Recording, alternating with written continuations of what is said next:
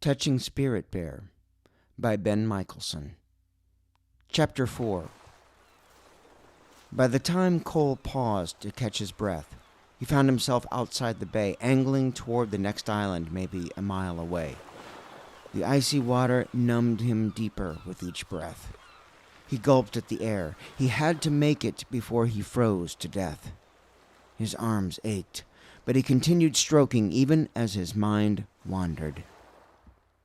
Following Cole's acceptance for Circle Justice, preparation meetings called Circles of Understanding took place. Each meeting was considered a healing circle, but had a different name depending on what was being discussed and who attended. There were talking circles, peacemaking circles, and community circles. Eventually, there would be bail circles and sentencing circles. "Is everything always in a circle?" Cole had asked Garvey. "Why not?" Garvey said. "Life is a circle." "Do I have to go to all these meetings?" Garvey shook his head. "The organizers of the circles are called keepers. When the keepers meet with people like Peter and his family, you're not allowed." "Why do they meet with them?" "If the Driscolls realize that the circle allows them to have a voice in decisions and that forgiveness can help Peter to heal, they may also join the circle." "You mean they might help decide my sentence?" Garvey nodded. "Maybe." "They'll hang me," Cole said. "I'm dead." "I think you've already hung yourself," Garvey answered. Once preparations were ready for the first hearing circle, notices were sent out and meetings were held in the basement of the public library. Cole scratched nervously at his stomach as he entered the library the first night. He didn't know what to expect as the guard removed his handcuffs outside the meeting room and let him walk in alone. The guard remained in the hallway. The woman who called herself the keeper met Cole and shook his hand. "Thanks for coming tonight," she said pleasantly. She wore blue jeans and a flannel shirt, even though she was old enough to be Cole's grandmother. "I didn't have much choice," Cole mumbled as he seated himself. He picked at the edge of his chair as he watched complete strangers file in and choose seats. The number of chairs made it obvious the healing circle involved a lot more people than the other meetings. To make matters worse, Cole knew that tonight he might see Peter for the first time since the beating. Each new arrival greeted him and all the others warmly. Everybody acted as if they were friends. Cole played their game and nodded politely, but he noticed that nobody sat beside him. Several kept eyeing him curiously. He recognized one man as Judge Tanner. The last time Cole had seen him, the judge had been wearing a black robe at the arraignment hearing in juvenile court when Cole first pleaded guilty. Tonight, Judge Tanner wore no robe and was dressed in blue jeans and a sweater. Cole's father and their lawyer, Nathaniel Blackwood, entered together, wearing dark three-piece suits and ties. They looked completely out of place.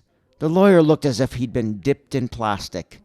The two nodded to Cole and seated themselves on his immediate left. Cole ignored them. Cole's mother arrived alone and seated herself on his right. She wore a party dress. Not a single hair on her head was out of place. That's all this was, Cole thought bitterly. This was just another social event. She had probably spent a couple of hours getting ready. Nothing, however, could cover up the frightened look in her eyes. Cole guessed she had probably downed a few drinks before coming, something to calm her nerves. Cole squirmed in his seat. His parents hadn't even acknowledged each other. When Garvey arrived, he sat nearby. Shifting nervously in his chair, Cole nodded to Garvey as he watched more strangers enter and be seated. It seemed like the whole world was showing up. And why not? The keepers had posted a notice on the library bulletin board with an open invitation to anyone who wanted to participate. Cole tapped his shoe against the leg of the chair. Why hadn't they just gone out on the street and hollered, "Hey, everybody, come help make fun of Cole Matthews"? At least none of his classmates had shown up, Cole thought. They probably knew what he'd do to them if they did. Then Cole heard more people come in and turned to see Peter walk in with his parents and their lawyer. Peter walked awkwardly, shuffling his feet and glancing timidly around the room. His lawyer looked the same age as Cole's mom, but walked with her head up and shoulders squared. Almost immediately, she picked Cole out of the circle and eyed him. He glanced down. Nearly 24 people had joined the circle by the time the keeper stood to begin. She smiled pleasantly. "Everybody, please stand and hold hands," she said. Cole didn't like holding hands with his parents, one on each side. His hands were clammy, and he found himself comparing his mother's frightened, weak squeeze to his father's iron-hard grip. As the keeper bowed her head, Cole peeked and caught Peter peeking back. He narrowed his eyes threateningly, and Peter looked away. Cole grinned until he realized Peter's lawyer was watching him. "Great Maker and Healer, hear this prayer," began the keeper in a soft voice. "Tonight we gather because our community has been hurt. Grant wisdom and patience as we search for wellness. Amen." As the circle sat down, the keeper drew in a deep, slow breath, looking around to acknowledge each person. Still smiling, she said, "Well, I see many new faces here tonight." She glanced directly at the 2 lawyers and Judge Tanner.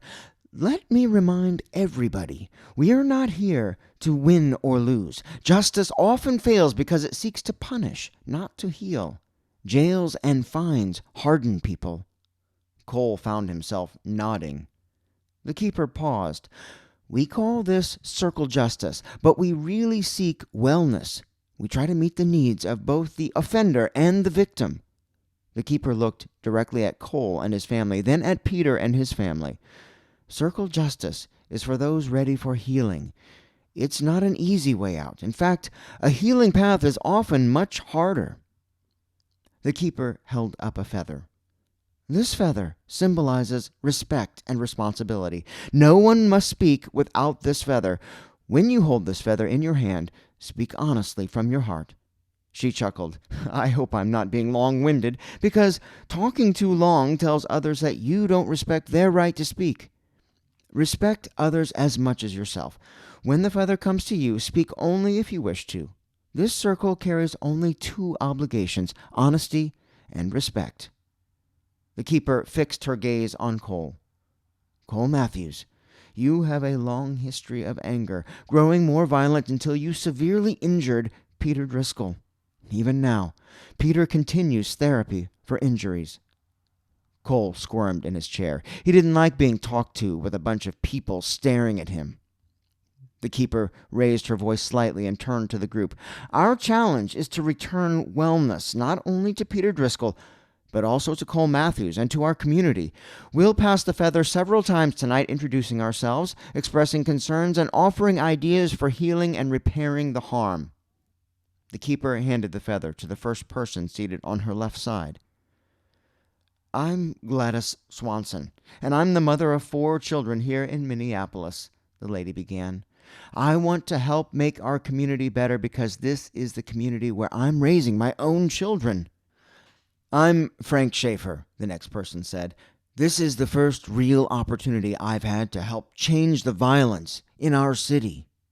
One by one, the people around the circle held the feather and spoke. Cole's mother fingered the feather nervously during her turn. "I'm Cindy Matthews, Cole's mom," she said. "I'm here because I don't know what to do anymore. It's gotten so hard." She paused, her bottom lip trembling, then handed the feather to Cole. The room grew extra quiet, and Cole's face warmed. Squeaking chairs and shuffling shoes broke the anxious silence.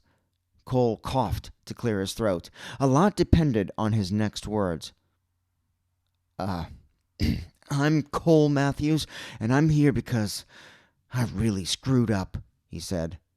"I know what I did was wrong, and I want Peter to know I'm sorry for everything." Cole sniffled purposely, rubbing at his nose for effect. "I want to ask the circle to help me get over my anger." Cole handed the feather to his father as he glanced around the group. He liked the reactions he saw. People heard what they wanted to hear. Tonight the group wanted to believe he was sorry. He could see it in their eyes. Cole's father sat up taller in his chair. "I'm William Matthews," he announced importantly. "I'm here to make sure that my son never causes problems again." He turned and glared at Cole. "This is all going to end now." Cole ignored his father. Next, Nathaniel Blackwood received the feather. He held it loosely in his fingers as if it were a cigarette and cleared his throat loudly. "Yes, what Cole did was wrong, but kids will be kids. Considering Cole's detention to date, we feel he should be released to parole and to the supervision of one of his parents. He needs a family, not a jail cell." The lawyer handed the feather on. As the feather moved from person to person, Cole kept glancing at Peter. The thin, red-haired boy stared at the floor. When he was handed the feather, Peter looked up fearfully and mumbled, "I'm Peter Driscoll, and I'm here 'cause I got beat up." His speech was slow and halting. His eyes darted around the circle as he passed the feather quickly to his mother. Cole studied Peter. Peter hadn't sounded like this before. Cole wiped his sweaty hands on his pants. It wasn't like he had meant to hurt anyone.